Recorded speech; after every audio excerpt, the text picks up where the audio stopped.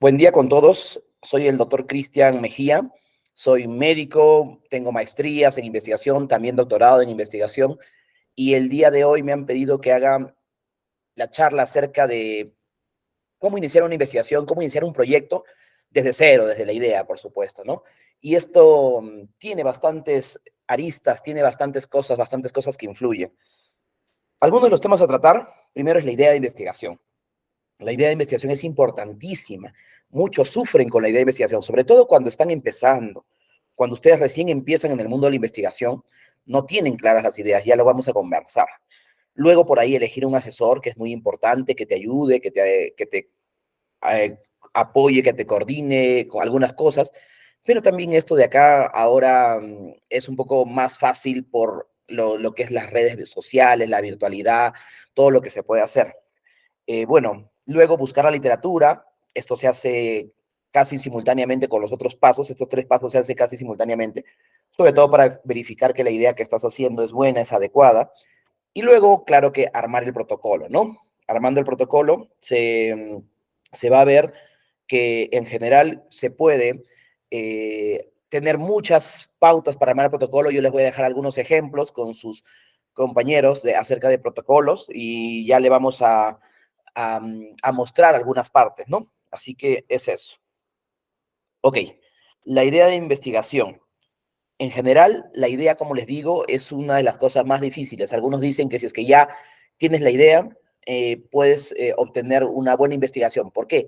Porque tienes que centrar la idea, tienes que generar la idea de manera adecuada. Esto, por ejemplo, se complementa con una clase de diseños de investigación. ¿Qué diseños va a tener? Diseño transversal, analítico o descriptivo, que hay de los dos casos. Luego, que puede ser también de cohorte, de caso control, experimental, bueno, un poquito más difícil, ¿no? Ya eso requiere muchísimas más cosas. Así que, en general, tenemos que ver cuál es la mejor forma para transmitir, para generar esa idea y que se haga realidad. ¿Ok? Entonces, ¿qué es la idea de investigación? La idea de investigación es la diferencia entre lo que es y debe ser. Es la diferencia entre lo que se da actualmente y lo que debería ser.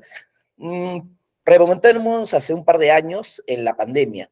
La pandemia del COVID-19, cuando empezó, en general trajo muchas cosas, ¿no?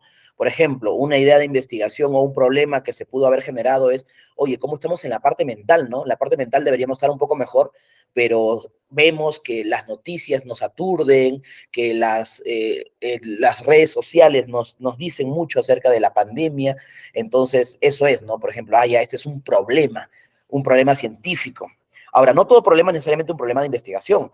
Por ejemplo, puede haber un problema que una clínica no maneja bien sus finanzas y no está trayendo bien a los clientes. Ya puede ser un problema de marketing, puede ser un problema económico, puede ser un problema legal, o sea, pero no necesariamente se puede todo convertir en una idea de investigación, cuando menos de investigación científica o para biomedicina, ¿no? Quién sabe, a alguien le interesa, pero desde el lado de investigarlo, desde el lado de marketing, de las ciencias sociales, de una serie de aspectos, ¿no? Pero para investigación científica en el área de biomedicina tenemos que ver si es que se da. Por ejemplo, si es que alguien te dice, ya, ¿sabes qué? Perfecto, vamos a hacer una investigación en cuanto a lo que es no sé, la fibromialgia, ya, ese es un problema, ese es algo que debe hacerse y que debe generar este, un, un gran, eh, una gran investigación o algo para hacer, ¿no? Ahora, algunos problemas ya están resueltos, ¿no? Por ejemplo, alguien puede decir, oye, ¿sabes qué? Quiero investigar, quiero hacer la investigación de cuánto fue la mortalidad de COVID-19. Oye, ya, sí es un problema, pero ya está resuelto, ¿no? Ya se sabe. Por ejemplo, yo a los alumnos que me dicen, doctor, quiero hacer mi tesis de COVID-19, digo, mira, sinceramente ya casi no hay interés por COVID-19. Tendrías que investigar algunas pocas cosas que quedan de COVID-19. Por ejemplo, la parte de las secuelas físicas, las secuelas mentales que se han dado, cosas por el estilo, ¿no? Entonces ahí podría ser, pero ya COVID ya casi nadie quiere y porque ya está casi todo investigado.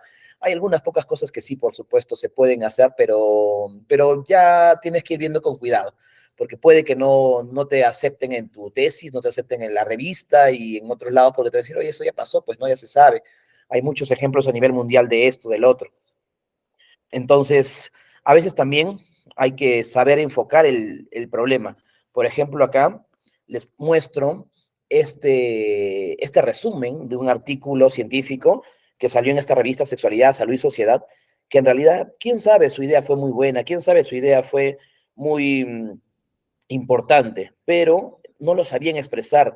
Por ejemplo, cuando tú lees las primeras líneas de esto de acá, ves que muestran ideas como ideología de género, Zika, Aedes aegypti, y algunas cosas así que tú dices, la tecnociencia, el tecnoestrés, si no me equivoco, y tú dices, wow, ¿cómo combinamos todas esas ideas? Yo sinceramente sigo leyéndolo y no lo entiendo muy bien, y la cuestión acá es que tienes que tener la certeza de que te entienden, la certeza de que en realidad van a poder ver tu idea como tú más o menos estás tratando de proponerla.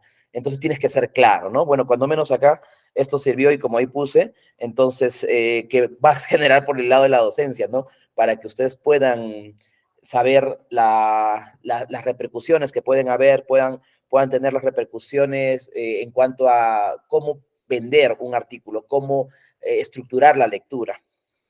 Ok, entonces buscaremos la idea de investigación de si es un problema y por qué, si tiene solución, si es que es un problema de investigación, como les mencioné, también puede ser otro tipo de problema. ¿Y a quién le interesa resolverlo? Ya a un grupo de científicos, a un grupo de especialistas, a la comunidad nacional, a la comunidad local, en qué tiempo y en dónde lo vamos a hacer. Esto es importantísimo porque a veces dices, ya voy a revisar historias clínicas, ya, ¿de cuántos años? Un año me basta, pero porque un año y solo hay pocas historias, solo hay 20 historias, no, más años tiene que ser. Tienes que ver eso, dónde hacerlo también, cuál es su magnitud, cuál será su repercusión, ¿no? Y si se puede abordar técnica o financieramente. Eso es muy importante porque algunos quieren hacer, ya quiero hacer la vacuna del COVID. No puedes hacer la vacuna del COVID, ¿no? Entonces, o algunos dicen, ya, quiero hacer la parte de ver las historias clínicas de un hospital determinado. Y bueno, se dice, ok, pero te van a dejar auditarlos prácticamente, ver las historias clínicas, ver si están bien o están mal. No siempre se puede. Ok, a veces también tienen ideas, pero muy básicas. Esto pasa sobre todo cuando la persona recién empieza a investigar. Entonces, a veces sí vale la pena arriesgarse un poquito más, hacer una tesis un poco más compleja, porque a veces también se pasan de básicas. Por ejemplo, hace un momento me acaba de contratar una alumna. Doctor, disculpe, quiero hacer mi tesis y va a ser de ideación suicida y quiero que me sugiera 3 variables independientes, me piden. Y yo le digo, mira, pucha, solo 3 variables no te va a alcanzar. ¿Has revisado las investigaciones? Para algo como ideación suicida, tienes el sexo la persona, la edad de la persona, si tiene depresión, si tiene ansiedad, si tiene intentos suicidas previas, si tiene problemas en casa, o sea, es multifactorial, ¿no? Entonces, a veces no solo es decir, ya, una variable versus otra más sexo y edad, no, tienes que poner varias cosas porque varias cosas influyen, ¿no? Ok, bueno, ¿de dónde sacar las ideas? Generalmente alguien dice, ya, ok, no tengo buenas ideas, pero ¿de dónde saco? Entonces, uno, de la experiencia que uno mismo tiene, ¿no? Eso es muy importante, porque como les digo, al inicio la experiencia que tienes es muy poca y entonces no generas ideas, pero luego cuando vas haciendo investigaciones, cuando vas asistiendo a congresos, cuando vas generando un ambiente, un ecosistema de investigación, las ideas van llegando, vas viendo qué otras cosas se han hecho, qué cosas puedes hacer. Bueno, investigaciones previas, esto yo le digo a los alumnos que no tienen la más mínima idea de qué hacer, ok, vayan a revistas y busquen revistas que hagan de ese tema. Por ejemplo, si te interesa hacer ginecología, ya, perfecto. Busquen revistas de ginecología a nivel Latinoamérica en español y según eso ya vean qué han hecho, qué no han hecho, qué están planteando y según eso ya pueden tener una idea más clara de lo que se está haciendo, ¿no? Y ahí pueden salir algo. Consultar a expertos, consultar a un ginecólogo que investiga, a un doctor que investiga, a un infectólogo si quieres un tema de infectología, porque ellos pueden hacerlo. Ahora, a veces los que también saben son aquellos que no investigan de su especialidad, pero que tienen un recorrido por congresos y charlas y cursos en donde se presenta investigación, ellos lo saben. Bueno, a veces también qué prioridades hay en salud es importante para ver qué te pide tu universidad, qué te pide tu país. Por ejemplo, hay líneas de investigación que dicen las universidades, hay prioridades de investigación en salud y otras similares, ¿no? Y bueno, cambios emergentes o modas, por ejemplo, un tiempo estuvo de moda acá en Perú el dengue, otro tiempo estuvo la chikungunya, otro tiempo estuvo el Guillain-Barré, fueron modas esporádicas que se fueron, ¿no? Y bueno, ¿quién no va a recordar la gran moda del coronavirus que vino? Estuvo 3 años prácticamente y ya se está yendo. Como le dije, ya está acabando el coronavirus. Bueno, estas son del Perú, algunas líneas de investigación que han hecho en el Perú. Como ven, son 11 las líneas que prioriza el Perú, que dice, estas investiguen, esta nos falta todavía. Así tienen que averiguar ustedes en su país cuáles son las líneas prioritarias de su país, de su universidad, de su región. Y bueno, como segundo punto, acá cuando estás concretando la idea, esto ya es la primera parte de la idea, como segundo punto, ves la parte del asesor. El asesor es el tutor, es el guía, es el maestro que te ayuda, ¿no? Te acompaña y te apoya en la investigación, muchos desde el inicio. Algunos se suman a la mitad del camino, pero generalmente cuando empiezas algo de cero es mejor que empieces con una ayuda y tiene una contribución importante. Y generalmente si es que esto bueno, si es una tesis, bueno, va a ser el asesor y va a ser nombrado ahí en la tesis. Si es que es un artículo de investigación, va a ser, va a tener una autoría el asesor porque en realidad te ha ayudado. Ahora tiene que ganarse la autoría, por supuesto, los criterios de autor que se tiene y todo lo demás. Ahora, un asesor temático es que sabe del tema. Generalmente son los especialistas que encontramos en hospitales, clínicas, centros asistenciales, porque ellos saben del tema. Ahora, ellos no siempre van a ser un asesor metodológico. Un asesor metodológico es aquel que en general eh, sabe de metodología, sabe algo de diseño, sabe algo de cómo plantear la idea, ¿no? Entonces, esto de acá, por ejemplo, yo a esta chiquita que me llamó y me dijo, doctor, ¿qué variable? Yo le digo, oye, mira, esto tienes que ver primero qué diseño vas a hacer y tienes que ver qué variables vas a poner acá. Entonces, no solo es hacer por hacer, te tienen que guiar. Y bueno, generalmente son los docentes de las universidades. Bueno, este es un ejemplo que acá en Perú, bueno, esto ya hace muchos años, hasta hace 8 años, la Sociedad Estudiantil Médico Peruana, los estudiantes que se reunían para investigar, mostraron quiénes eran los estudiantes que más investigaban. Y 4 de ellos, como ven acá, tenían un tutor conocido, un asesor conocido, pero en cambio otros no tenían, así que no siempre un asesor te va a hacer que generes más publicaciones. Mira, acá el que está en cuarto puesto, en sexto y en séptimo, tenían varias publicaciones, siendo estudiantes, estoy hablando de esto, siendo estudiantes, y no tenían un asesor fijo cuando menos. Entonces iban de un lado a otro lado, de un grupo, a veces trataban de hacer cartitas al editor, trataban de hacer investigaciones así, puntuales, pequeñas, y con eso empezaban a hacer sus investigaciones. Bueno, acá hicieron una investigación acerca de que algunos lugares no tienen asesores, ¿no? Y esto es un problema muy serio. Por ejemplo, acá se ve que hay algunas sociedades que no tienen asesores, que no tienen gente que les ayude, que publique con ellos, que les imparta esto de investigación. Bueno, esto es un gran problema en el Perú. Se ha minimizado porque hay ya más investigadores cada vez, felizmente, pero no se ha solucionado del todo. Y bueno, lo que van a hacer con su asesor es esto, es hacer una simbiosis, es hacer una suerte de equipo, ¿no? En donde ustedes van a, van a poner de su tiempo, por ejemplo, el asesor les dirá, mira, ¿sabes qué? Yo tengo acceso a las historias clínicas, acceso a los datos en el hospital, pero, y tengo experiencia, te puedo decir, pero no tengo mucho tiempo, porque mira, salgo de acá, me voy a la clínica, tengo que hacer esto de acá, tengo con mi familia y todo lo demás. En cambio, ustedes no tienen experiencia ni muchas veces acceso, las ideas de investigación, pero tienen algo más de tiempo. Muchos dirán, no, tengo muy poco tiempo. En realidad, la etapa estudiantil tienes cuando menos más tiempo que la etapa de egresado. Ya como profesional, en general, tienes muchas más obligaciones que hacer. Entonces, eh, una vez que hayas visto estas de acá, estas posibles ideas, tienes que a veces evaluarlas, ¿no? Dices, ah, ya, ok, no solo tengo una idea, tengo 2 o 3. Genial, entonces tienes que evaluar qué tan factible es, qué tan interesante, qué tan novedosa es la idea, qué tan ética la puedes hacer o no la puedes hacer éticamente, qué tan relevante es. Esta es la metodología FINER, así se llama, FINER, es un acrónimo, ¿no? Como ven, factible, por ejemplo, lo que comenzábamos al inicio, oye, ¿es factible hacer? ¿Me dejará el hospital indagar en sus historias clínicas o no? Es interesante, es novedoso. Estas dos van de la mano y vienen junto con la parte de la búsqueda de bibliografía, que es el tercer punto, que es muy importante. Ético, bueno, no, o sea, no puedes hacer cosas antiéticas, tienes que ceñirte un protocolo, tienes que pasarlo por comité de ética. Bueno, a veces, muy pocas veces no lo pasas, como por ejemplo cuando son acceso a datos abiertos, ¿no? Ahí puede ser que no lo pasas. Relevante, si es que es relevante para alguien, relevante para la investigación, para la sociedad, para que pueda generarse. Ok, a veces le pones puntajes del 0 al 10 y dices, mira, sí, ¿por qué es factible? ¿Por qué es interesante, ético? A veces dices, mira, es poco interesante para cierta población, pero no le tanto, le pongo un 6 también.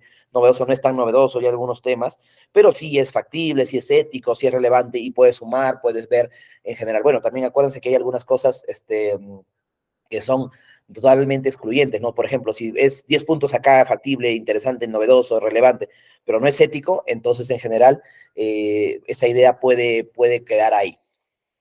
Ok, si ya tengo mi idea semiformada, entonces acá es donde viene la búsqueda bibliográfica, el tercer punto de esta charla. ¿Cómo hacer un proyecto? Bien, leyendo los artículos previos, indagando en Internet, viendo qué han hecho previamente. Y no en Wikipedia, no en Rincón en Vago, no en tutesis.com, cosas así. O sea, tienes que ser en lugares adecuados. ¿Dónde? Bases de datos o buscadores adecuados. Acá, por ejemplo, hicimos una investigación hace muchos años ya, en donde vimos, preguntamos a los recién egresados en su último año, que es el internado médico, cuánto habían accedido a las bases de datos. Acá está Facebook, solo como referencia para que se vea el acceso a Internet. O sea que sí tuvieron bastante acceso a Internet, pero consultaban muy poco a Cielo, PubMed, Hinari, UpToDate, etcétera, etcétera, ¿no? Y eso es en el año que más necesitaban información. Entonces, es decir, no se busca adecuadamente, no se tiene esto.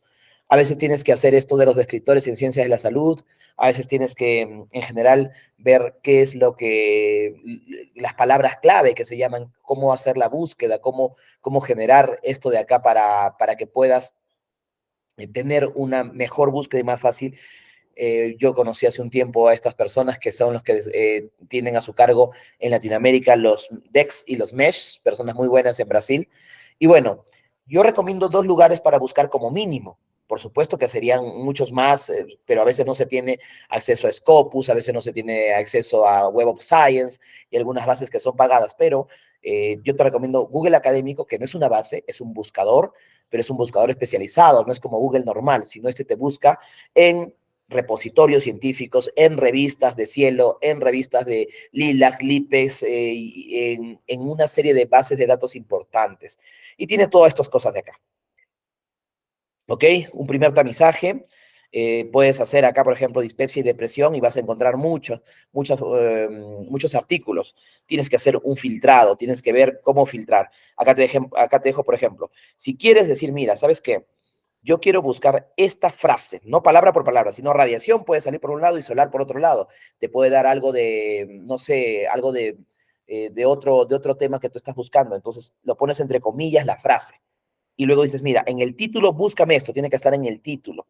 Y luego, ¿qué tipo de archivo o de documento me vas a entregar? PDF. Ahí te aseguras que sean más artículos y todo lo demás. Si es que hay muchas referencias que te dan acá, 1880, por ejemplo, son un montón, no lo vas a leer todo, puedes especializar la búsqueda. Puedes poner que esté solo en el título del artículo acá, como te digo, en las búsquedas especializadas. Y bueno, ¿no? Puedes crear una alerta inclusive para que te diga, ahora, si deseas un poco más aprender de Google Académico, la Universidad Autónoma de Madrid ha generado un audiolibro que te ayudará y es gratis, ¿no? Acá está el link. Yo he dejado estas diapositivas con sus compañeros para que puedan ver. Y si no entran ahí a la Universidad Autónoma de Madrid y entran a la parte de tutoriales, como ven acá, Google Académico y resultados. Entonces, con eso van a poder tener una más amplia visión de cómo usar Google Académico. Y otro que recomiendo mucho es PubMed. PubMed sí es una base de datos, es de literatura biomédica en general y es muy buena, es muy importante porque en general te ayuda a encontrar muchos buenos artículos en inglés, de literatura de primer nivel, de primera calidad. Los resultados de PubMed se relacionan mucho con los resultados de Scopus, por ejemplo. Si haces una búsqueda en biomedicina, de lo que encuentres en PubMed, el 90% te lo da Scopus. Hay algunas revistas que están en una y no están en otra, por ejemplo, ¿no? Pero bueno, entonces, esta es una búsqueda muy importante y es uno de los más grandes buscadores a nivel mundial. Eh, bueno, lamentablemente te da solo los resúmenes y algunas veces sí te da el acceso a la parte de los artículos a texto completo, pero ahí es donde ya tienes que buscar. A veces puedes ir a la bibliotecaria de tu universidad para que te ayude un poquito a generar eso, a generar esa búsqueda de ese artículo que no lo encuentras, ¿no? Y bueno, lo mismo, tiene su barra de búsqueda acá arriba, tiene búsqueda avanzada también que puedes refinar. Hay tutoriales. Chicos, yo les digo ahorita, busquen bastante en YouTube, busquen bastante en Internet qué puede servirles ahí, porque hay un montón de tutoriales para una cosa, para otra cosa, y en general no tienen costo, ¿no? Y los que ponen esos tutoriales no son influencers, no son gente que no sabe, generalmente son docentes, pero por supuesto, no mire solo uno, mira dos o tres o cuatro o cinco, y así mismo te estás autocapacitando. Ahora, esto de la capacitación puede ser por ahí, y aprende cómo usar PubMed, cómo usar un gestor de referencia para ordenar tus literaturas, etcétera, etcétera. Como ven, hay muchas posibilidades de filtros por el tipo de artículo, por el año, en qué persona se hizo, etcétera, etcétera. Entonces, esto lo puedes usar. Hay, como les digo, tutoriales para ver todo esto. Esta clase se complementa con una clase neta de búsqueda bibliográfica, por ejemplo. Esta clase no lo es, esta clase solo es para la parte de cómo elaborar un proyecto, cómo iniciar a elaborar un proyecto, por supuesto, y tienes muchas más cosas, ¿no? En una clase no vas a saberlo todo. Tienes que llevar una clase de cómo hacer búsqueda bibliográfica, tienes que llevar una clase de cómo hacer redacción, tienes que llevar una clase de cómo usar gestores de referencia para ordenar tu literatura. Entonces, esta de acá te muestra como un global, un compendio global de cómo está todo, pero bueno, una vez que tengas tu literatura, la ordenas. Mira, acá hay una forma que yo pongo en un Excel en donde se ordena, ¿no? ¿Qué año se publicó, el país, el título del artículo, un pequeño resumen que ven acá cuántos hombres, cuántas mujeres que han ingresado, el link donde puedes encontrar, como ven a la mayoría acá de PubMed, ¿no? Esto de acá es el inicio de la literatura de PubMed. Y luego unas observaciones que ahí a veces pongo, mira, un mega resumen. Esto se hizo en enfermeras y dicen que mayor estrés laboral, mayor obesidad y menor satisfacción laboral. Entonces, con esto ya sé de qué trata este artículo, ¿no? Y cosas así como para ayudarte, porque la memoria no es que sea prodigiosa en todos los casos, no es que tengamos memoria idética o fotográfica, y en general tenemos que tener ayudas, memorias, ayudas para que de acá a 5 años lo vean, ya te acuerdas cómo estaba. Bueno, y acá empieza el juego del miedo, ¿no? Estos 3 puntos son iniciales, son básicos, son importantes, pero acá empieza el juego de terror, en donde tienes que elaborar tu proyecto, referenciar todo para que le pertenezca a la persona, para que se le dé crédito a la persona que lo ha hecho, y si no, para que no cometas plagio. Tienes que ponerlo en un formato estándar, ¿no? De un proyecto como te den. Tienes que presentarlo al comité de ética, levantar las observaciones y todo durante clases a veces, ¿no? Pero bueno, no se preocupen, no es imposible, ¿no? La cuestión es que lo vean como un curso a largo plazo y lo vayan haciendo poco a poco. Ni tan fuerte como para que descuiden sus clases, porque su prioridad también son las clases, ni tan débil como para que se more mucho y que te desanimes en el camino, ¿no? Ya. Ahora sí se entra a las partes del proyecto. Esto lo voy a pasar rápidamente porque, como les digo, de cada parte de acá se puede hacer una clase. Se puede tener una clase específica nada más de esa. Esto de acá, a veces para elaborar un proyecto hay diplomados completos que duran 8 meses, 6 meses, varias sesiones, ¿no? Porque son paso por paso. Por ejemplo, cálculo de tamaño muestral, la parte de variables, validación de variables, cómo saber si es que un test es bueno o no es bueno. Entonces, en realidad hay muchas cosas que se pueden hacer en esto de acá, pero yo les voy a dar una visión general, por supuesto. En una clase tan corta no se puede tener más que una visión general. Así que, bueno, las partes del proyecto van a variar según quién elabora esa guía del proyecto. Por ejemplo, si es que es para un concurso, va a tener una guía y te van a pedir algunas cosas. Si es que es para tu proyecto de tesis, puede tener otras cosas y así, ¿no? Siempre es bueno saber qué cosas te piden. Tienes que pedir el formato de proyecto que te van a pedir. Inclusive yo a algunos tesistas les digo, oye, mira, pide a tus compañeros anteriores cómo han hecho su proyecto, que te pase su proyecto, que te muestre cómo lo ha hecho, porque ya es un proyecto aprobado, validado. Entonces, en realidad, ya tienes la certeza de que va a ser un proyecto un poco más consensuado, que más te va a servir, ¿no? Entonces, ya, hay múltiples cosas como los autores del proyecto. Bueno, si es un proyecto de tesis, eres tú, a lo mucho si tienes un compañero, una compañera que hace contigo la tesis y cosas por estilo. Bueno, afiliación casi no se pone, eso más para cuando haces un proyecto científico y ya sabes cómo vas a afiliar, ya sabes quién te va a representar, qué universidad. Esto es también, por ejemplo, autoría y afiliación es una clase sola del nombre científico, de cuándo te dices que eres autor, los criterios de la afiliación, etcétera, etcétera, ¿no? Luego, A veces te piden resumen del proyecto, un resumen ejecutivo, un resumen de 150 palabras, 200 palabras. Como es proyecto, por supuesto, no va a tener ni resultados ni conclusiones, ¿no? Pero va a tener hasta la metodología, el objetivo, las introducciones, pero pequeño, breve, ¿no? Para que alguien que lo quiera ver rápidamente diga, ah, ya quiso hacer esto, quiere hacer lo otro, como una pequeña introducción. A veces en castellano, a veces también en inglés. Depende. La introducción. Esta es la introducción que también puede desglosarse en muchas cosas. Acá yo solo pongo un par. Por ejemplo, planteamiento del problema. Generalmente son las primeras partes. Luego esto, cuando se transforma en artículo científico, se vuelve en el primer párrafo del artículo científico, lo que se sabe del tema. Justificación se convierte en el segundo párrafo del artículo científico, que es lo que no se sabe. Acá hay otras cosas, por ejemplo, como antecedentes. A veces te piden para una tesis antecedentes nacionales, locales, internacionales. Te piden marco teórico, que es la lex artis que le llaman algunos, o el estado del arte, ¿no? ¿Cómo está este tema? ¿Cómo está esta cosa para investigar? Entonces, todo eso es importante, todo eso se debe saber. Acá puse dos, solo dos, porque en realidad son algunas de las más importantes. Como les digo, no vamos a resolver todo, porque para cada uno tendríamos que pasar media hora, una hora explicándoles. Pero bueno, voy a explicarles estos dos, que son algunos los que dan más dudas, porque en general el marco teórico es todo lo que tenga que ver con la teoría al respecto. Si es ideación suicida, como tenía el tema planteado esta alumna que me contactó temprano, es, ok, ¿qué es la ideación suicida? ¿Cómo se compone? ¿Cuáles son sus factores influyentes? ¿Cuáles son sus causas? ¿Cuáles son sus desencadenantes? ¿Cuáles son la estadística, la epidemiología actual? Ese es el marco teórico. Los antecedentes, bueno, son todos los artículos que encuentres, ¿no? En la vista previa. Eso no genera tanta duda. Lo único ahí es que tienes que hacerlo con tus propias palabras, no copiar y pegar, porque si no, eso es plagio. Tienes que citarlos, tienes que referenciarlos. Eso sí. Pero acá les voy a decir brevemente el planteamiento del problema y la justificación. Ok, el objetivo, lo que se pretende hacer, es el objetivo general y los objetivos específicos, por supuesto. Esto va de la mano con el planteamiento del problema o la pregunta de investigación, sobre todo. Va de la mano con el título del proyecto y va de la mano con la hipótesis. Estos van de la mano y tienen que ser similares, solo que presentados cada uno en su categoría, en su forma, ¿no? Ok, en cuanto a partes del proyecto, tenemos una de las partes más importantes, que es la metodología. ¿Cómo se plantea la metodología para ejecutar el proyecto? Estas son las partes más importantes para mí. Entonces, la cuestión acá es, esto de acá a veces lleva maestrías enteras para aprender. ¿Por qué? Porque hay muchas cosas. Por ejemplo, la sección de diseño nada más. Hay un montón de diseños científicos.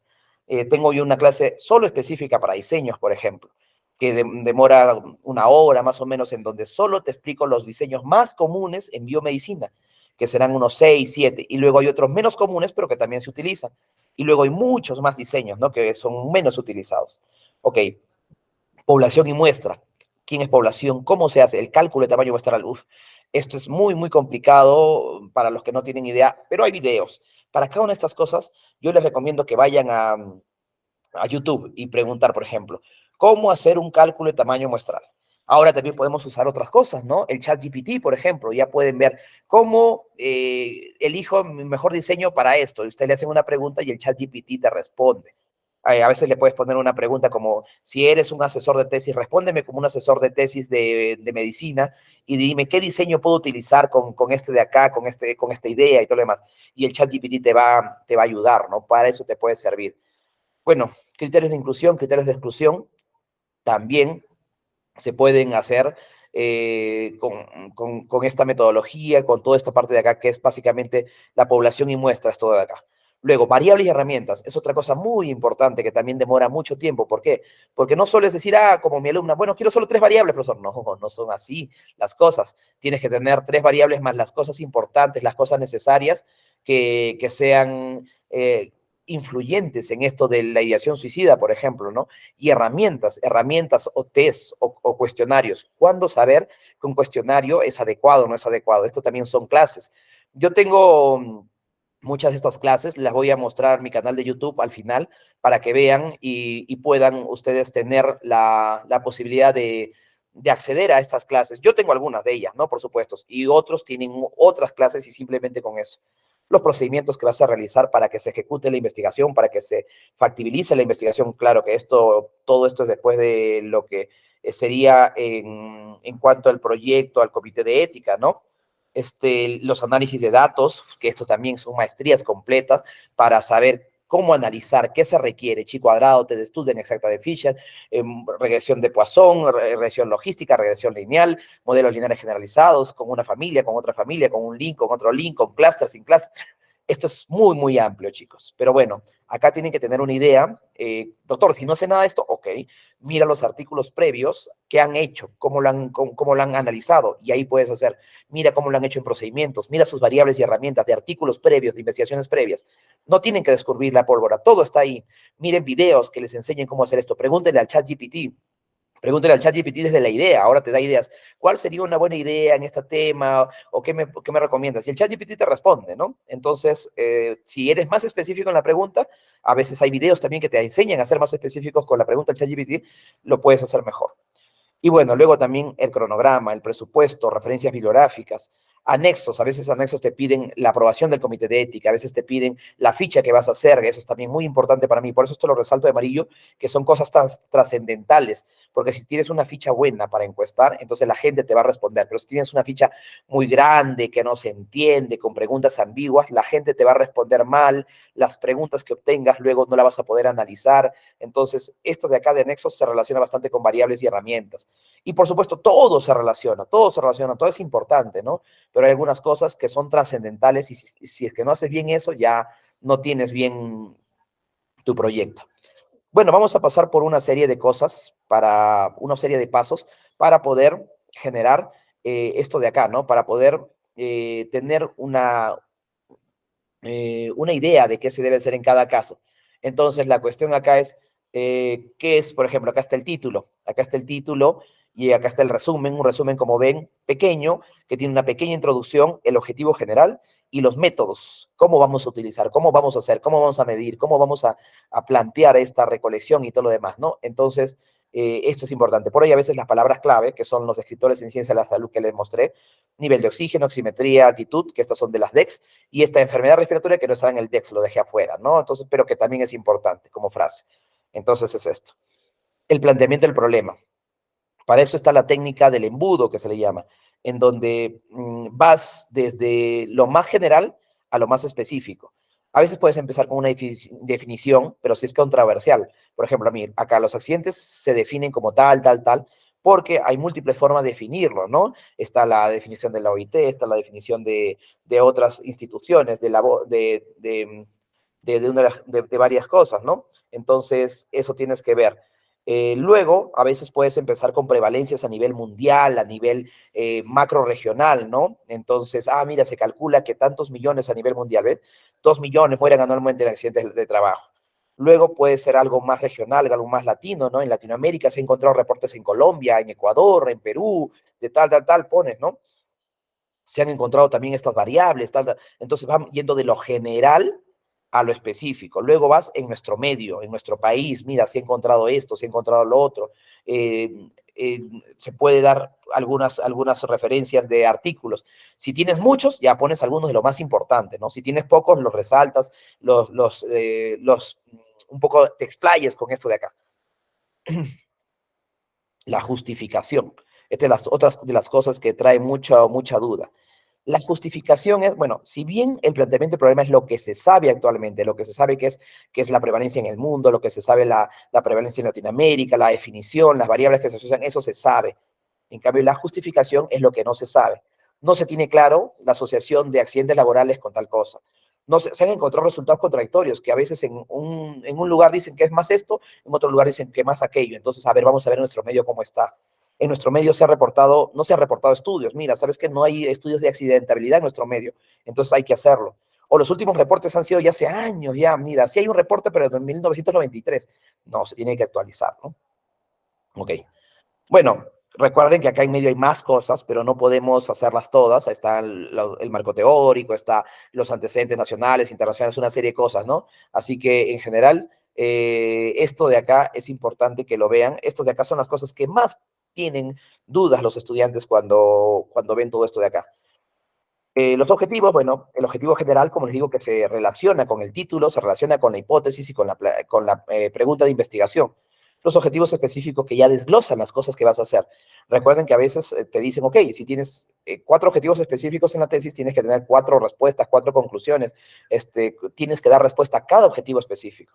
A veces también se hace el objetivo específico así, en donde se plantea, mira, determina la asociación entre el nivel de conocimiento según el sexo, la edad, el estado civil, como ven, se desglosa, ¿no? Así de manera interesante.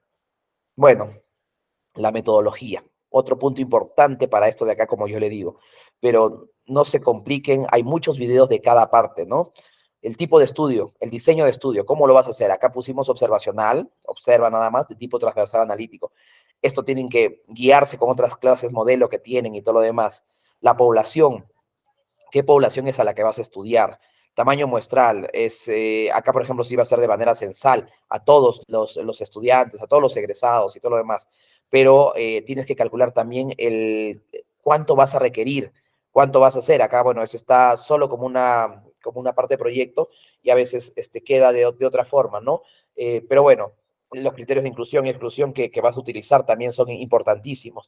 Cómo a quiénes vas a incluir en tu estudio y a quiénes de los que ya incluiste, a quienes vas a excluir por diversos motivos, ¿no? Porque no te respondieron bien, porque en verdad al final no cuadran para la población que estás buscando, porque tienen respuestas incoherentes, etcétera, etcétera. Entonces, eso de ahí tienes que ver. Esto es lo que les digo, del cálculo de tamaño muestral, por eso lo puse en otra diapositiva. Es a veces engorroso, es esto de buscar fórmulas, buscar muchas cosas que en general ustedes todavía no tienen esa capacidad porque estos a veces se dan estudios de posgrado y a veces le muestran la fórmula para estudio descriptivo, la fórmula para estudios con población finita, con población infinita y cosas así, ¿no? Entonces hay múltiples fórmulas. Entonces a veces lo que se utiliza ya son calculadoras o estos programas con Epidat, EpiInfo y otros que te ayudan a calcular el tamaño muestral. Busquen Epidat en YouTube, Epidat, cálculo de tamaño muestral, EpiInfo, cálculo de tamaño muestral. Son programas gratuitos que los descargas generalmente y lo puedes hacer ahí. Entonces, pero busquen según el diseño que tienen. No quiero hacer un cálculo de tamaño muestral por un estudio corte y te va a salir. Entonces, eso. Bueno, siempre tener en cuenta la mejor forma de analizar, ¿no? Entonces, es una charla que asistí hace un tiempo y que mencionaba algunos estudios y la importancia de tener la mejor forma de analizar. Bueno, los procedimientos de un proyecto es el paso a paso de lo que vas a hacer. Es una historia breve, ¿no? Ya, ok, primero voy a hacer el proyecto. Luego voy a generar unas encuestas. Luego voy a pilotearlas para ver si es que se comprende. Luego voy a hacer un encuestado general. Luego voy a hacer esto. Luego voy a hacer lo otro. Lo voy a pasar. Voy a hacer el control de calidad de la data y así. No tan sencillo así como le estoy diciendo ahorita, por supuesto, pero más o menos como está en esta imagen, ¿no? Ahora, si es que tú usas análisis de laboratorio o algo así, tienes que decir cómo lo vas a obtener la muestra, quién va a ser un profesional, con cuántos años de experiencia, van a ser varios, cómo sabes que tienen experiencia, cómo sabes que está bien hecho. El traslado de las muestras del campo, por ejemplo, al hospital o del campo a un laboratorio, etcétera, etcétera. Luego, ¿qué laboratorio es? ¿Qué máquinas tienes? ¿Están actualizadas? ¿Están validadas? Y cosas por el estilo. ¿Quién lo leerá? ¿Qué estadístico? ¿Qué patólogo? ¿Qué persona le estás dando esta responsabilidad, ¿no? ¿Qué máquina y todo lo demás? Los datos del equipo y una serie de cosas, ¿no? Tienes que ser muy específico para todo esto. Bueno, las variables, una de las cosas más importantes. Y como le dije a la alumna temprano, no es solo 3 variables, tienes que ver todas las variables que pueden estar influyendo. En ideación suicida influyen un montón de variables, hay un montón de cosas que pueden hacerse, ¿no? Tienes que definir bien las variables, una variable dependiente, variables independientes, y hay a veces tests que tienes que utilizar y tienes que ver la validación, si es que fue bueno o no, la sensibilidad, la especificidad, otros importantes para esto de las variables. Y tienes al final que ponerlo en una tabla así de optimización de variables. A veces hay más columnas que te piden más cosas, a veces hay menos columnas como esto. Entonces depende de lo que te piden, depende de lo que se haga, ¿no? Entonces hay muchos modelos, este es un solo uno, pero todo esto, lo repito, está en la web, está en la internet y entonces ustedes lo pueden obtener desde su celular inclusive. Así que están al alcance todo esto. ¿Cómo clasifico mis variables? ¿Cómo digo, o sea, cuál es la definición operacional? ¿Cuál es, o sea, todo esto son clases particulares, clases puntuales. Bueno, el análisis de los datos, como les dije, es bastante amplio. A veces se ven análisis descriptivo de las variables cuantitativas, cualitativas, análisis bivariado y multivariado, cuál es el nivel de confianza, etcétera, etcétera, ¿no? Entonces, qué programas vas a usar, también lo pones por acá, cómo vas a hacer todo esto de control de calidad, cómo vas a hacer el ajuste, todo. Esto sí a veces requiere la asesoría de alguien que sepa, un asesor metodológico que sepa algo de estadística o un asesor estadístico, ¿no? Neto. Pero eso vamos a ver, porque a veces son muy pocos y están ocupados o te cobran. Bueno, el cronograma de actividades, muy seriado, el presupuesto también. A veces esto es muy importante y más desglosado cuando te dan un fondo o cuando te dan una subvención, un apoyo económico, porque acá es donde ellos dicen, ok, yo quiero saber si es que el tiempo te va a alcanzar para que lo hagas, si es que el presupuesto te va a alcanzar, ¿no?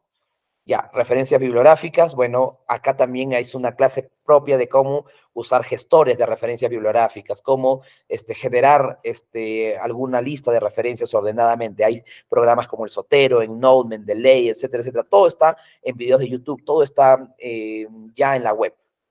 Bueno, la sección de anexos, la encuesta, como le digo, que tiene que ser particularmente entendible. Como ven, mira, acá la gente lo ve y dice, ah, ya, una hoja y media, me va a tomar 5 minutos. Al cerebro automáticamente lo dice. Pero en cambio, si ve 5 o 6 hojas, dice, wow, no, van a ser 20, 30 minutos. No, no tengo tiempo, muchas gracias. Entonces tienes que tener ordenadas las preguntas, ¿no? Mira, acá arriba con un pequeño consentimiento verbal, puedes tener otro aparte para pasarle y con las variables más importantes, sexo, edad, etcétera, etcétera, etcétera. A veces también tienes que hacer un orden, una bitácora de cómo va el proyecto. Miren, acá, por ejemplo, con unos alumnos que mandamos un artículo y que ya está a ser publicado. A ver, ok, en marzo, ¿qué se hizo? La elaboración del instrumento, las encuestas pilotos. ¿Quién ayudó? Para, según esto, también ver cuál va a ser el puesto de autoría después. Esto es muy importante. Esto de acá está trascendental para que luego no se estén peleando. No, yo voy primero, no, yo voy segundo, no, que toque el otro. Yo soy corresponsal y todo lo demás. Y bueno, entonces esto me queda más que agradecerles por su invitación y para acabar voy a ir a internet, a la parte de YouTube, para que ustedes puedan ver que todo está en la web, todo ya lo pueden encontrar ahí. Yo, por ejemplo, miren, tengo mi propio canal, mi canal de YouTube con videos. ¿Y qué clases tengo acá? Bueno, redactando la introducción y una discusión. Bueno, esto ya para hacer un artículo, ¿no? Luego algunas entrevistas, cartas al editor también. Si quieren hacer cartas al editor, que son cómo redactarlas, algunas cosas por ahí importantes. Luego tengo cómo exponer los resultados de una investigación científica. Este es importante para los que van a exponerlo en un congreso, en una tesis, ante jurados y todo lo demás. ¿Qué es el valor P, estadístico de asociación, intervalos de confianza? Explicando rápidamente. Cálculo de tamaño muestral y algo de muestreo. Muy básico para algunas cosas, porque este es también un tema muy amplio. Paso a paso, ¿cómo se llama? No, esto es algo para Perú. Son cosas de Perú.